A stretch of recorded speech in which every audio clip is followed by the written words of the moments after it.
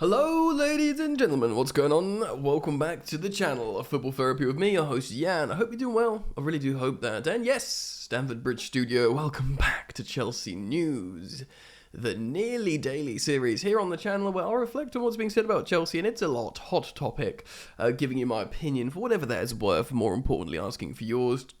Graham Potter's talked about Chelsea's attack, this big spend on a striker, Romelu Lukaku, and how that didn't work, and how Chelsea are plotting a £110 million move for a striker? Sensational news. Is it worth it? And Declan Rice, Enzo Fernandez, we're looking forward to that long-term double pivot. Could it be Rice?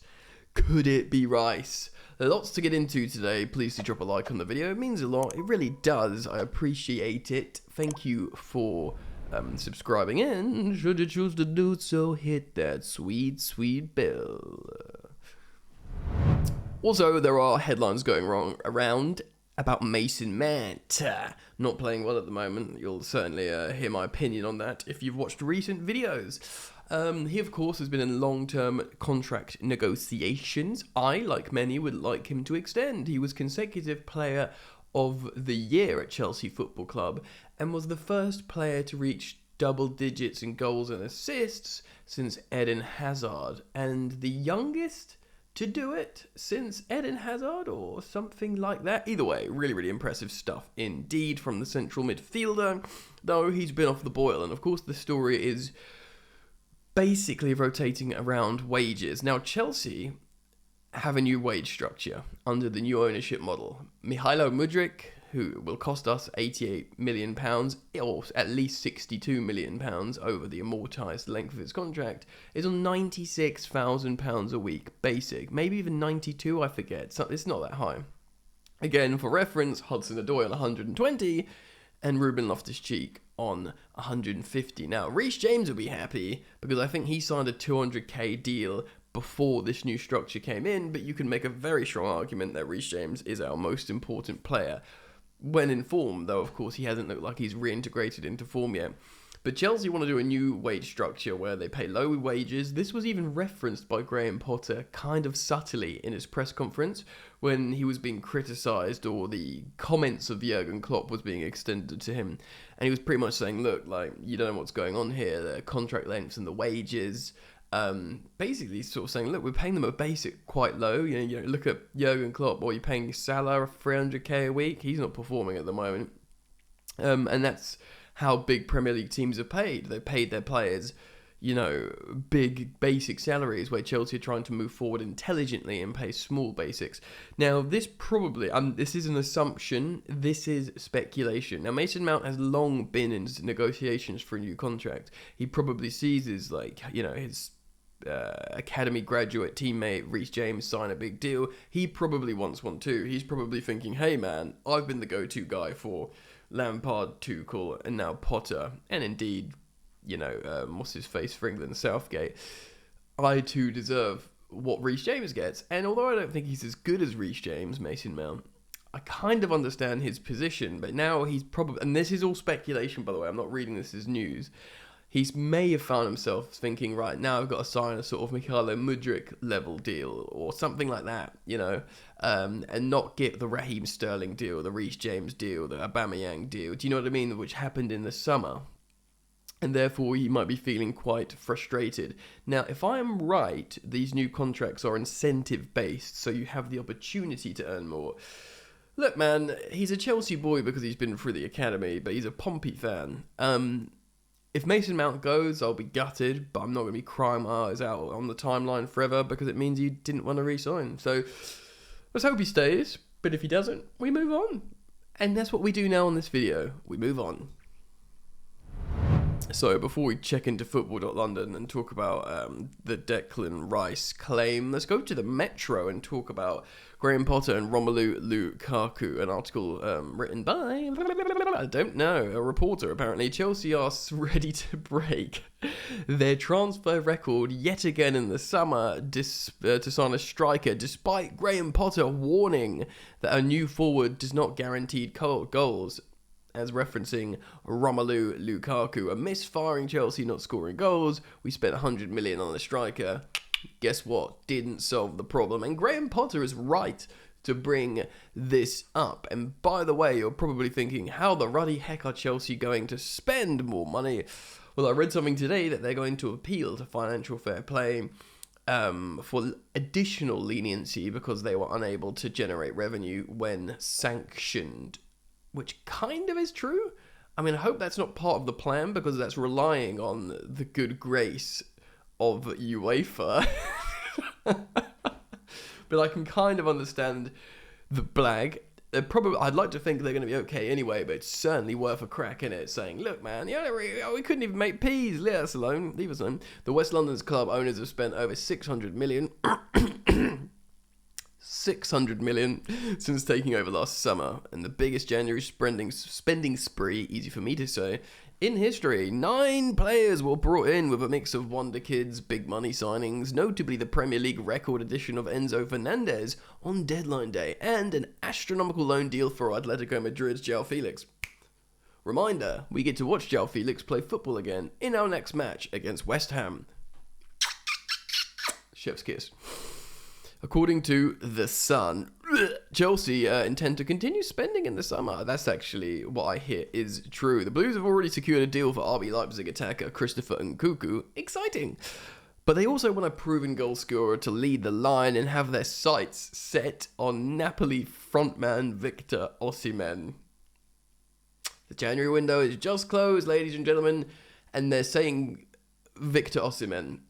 Of course, Napoli flying high, incredible in Serie A and indeed the Champions League. And yes, he scores a lot of goals for them since signing. He was actually linked to Chelsea prior. And prior to signing for Napoli, with 14 goals and just 16 appearances, the Nigeria international, who is also wanted by Manchester United, is leading the Serie A, scoring in Serie A, but he will command a massive transfer fee. The Sun's report suggesting Chelsea will need to spend in excess of £110 million, thus breaking their transfer record. Yet again, pause, ladies and gentlemen. This goes... It's system. It's not superstar striker. It's system. We know this. And also, it's Kai Havertz.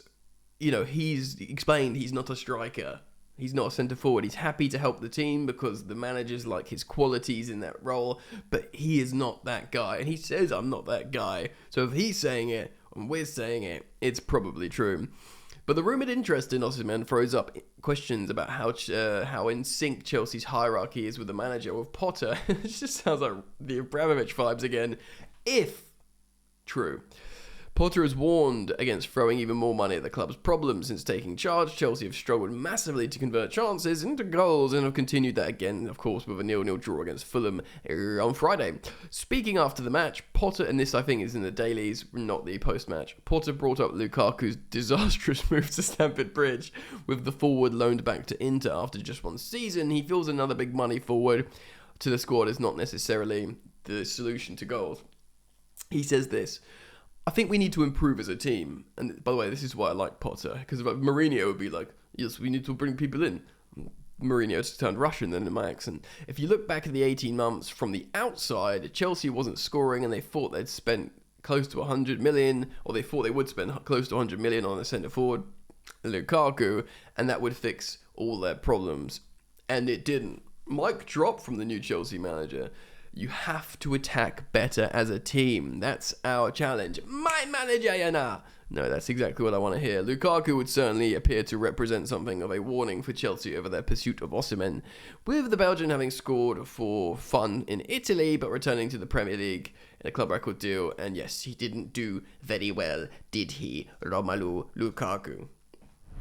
Look, generally this actually really pleases me to hear this from Graham Potter. His Brighton team were firing on all cylinders all across the team. When Chelsea have played well, when top teams generally play well, they score across the team as well. You could say prime Liverpool, Salah, and right now you could say Man City with Haaland. Haaland's just eating up goals, but there's still I'm not saying City are better without Haaland, because that would be silly, right?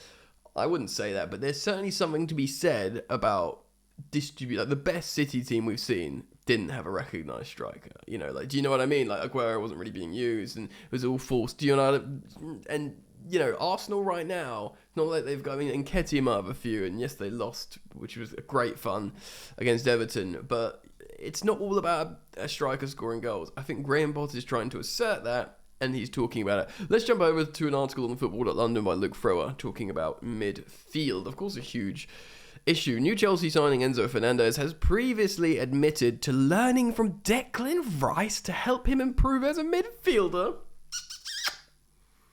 The Saristas are gonna not like this from the Yadars, as the Twitter culture wars go. The Argentina international was made a £106 million move to Chelsea.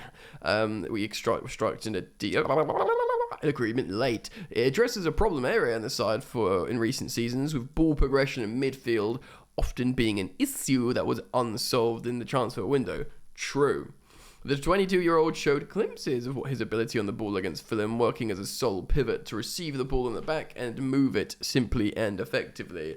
Hopefully a little bit more of a Galactico Jorginho, but personally I'd like to see him move a tiny bit further. His transition to the Premier League may be quicker thanks to learning from Rice, which he admitted over to the World Cup. I try and watch football as much and learn a little bit from everyone, the youngster said. I like Rice of England. I try and watch him and learn. Oh yeah, that admission from Fernandez may have opened a door for a dream partnership in the middle of the field in the foreseeable future. Rice has long been touted with a switch to Stamford Bridge, though it never quite materialised. So, the 24-year-old is at the end of his contract at West Ham and has looked to move away. So early doors, they wanted like 200 million. Now it looks like that could be an 80 million pound transfer fee, maybe. Truth is, we do need a partner to Declan Rice. To Enzo Fernandez. It could be Declan Rice. Heck, it could be Dennis Zakaria. Who knows? It could end up being Carney Chukwuemeka, or Andre Santos, or Cesare Cassidy. Though, all these players, like Andre Santos, who's scoring goals for fun for Brazil under 20s, and Chukwuemeka plays further up, didn't he? And Cesare Cassidy plays further up as well. So you kind of feel like you need maybe N'Golo Kante or Dennett. In terms of the current squad to go next to Enzo Fernandez, you think Zakaria or Kante. Give him the legs. And both of them may work, rather. But if we buy Zakaria, he's still relatively young. Kante, of course, is in his 30s, and I don't think you can rely on him for a long-term partnership. So maybe, you know, Declan Rice 2 years older than Enzo Fernandez, 22 and 24 respectively. That could be a partnership for the future. Certainly, Chelsea are not to be done yet. Of course, they've said we're just getting started. A quote from someone close to Bedadik Bali. There will be more spending, and hopefully they feel like they know what they're doing. But ultimately, it's interesting reacting to these stories. This is Chelsea News. I will continue to do so, but as a Chelsea fan, and as most of you will be Chelsea fans watching that, we have to let the team develop and find chemistry with the players that they have, certainly in the final third. Look, 3 games, 3 clean sheets in a row. We can talk about Declan Rice all we want, but it's the forward players, your Mahala Mudriks that need to get involved, your Noni Maduekis that need to understand the space, and maybe starting Datro Fofana, and of course the return of João Felix. Ooh la la. So let me know what you think. There's lots of positive stuff to be excited about. We will reflect on it all here, so when you subscribe, make sure you turn the bell on, and thank you for liking the video, and I look forward to reading all your comments, as I always do, man. I always do. Take care of yourselves, be nice to each other, love you lots, and I'll see you later. Peace.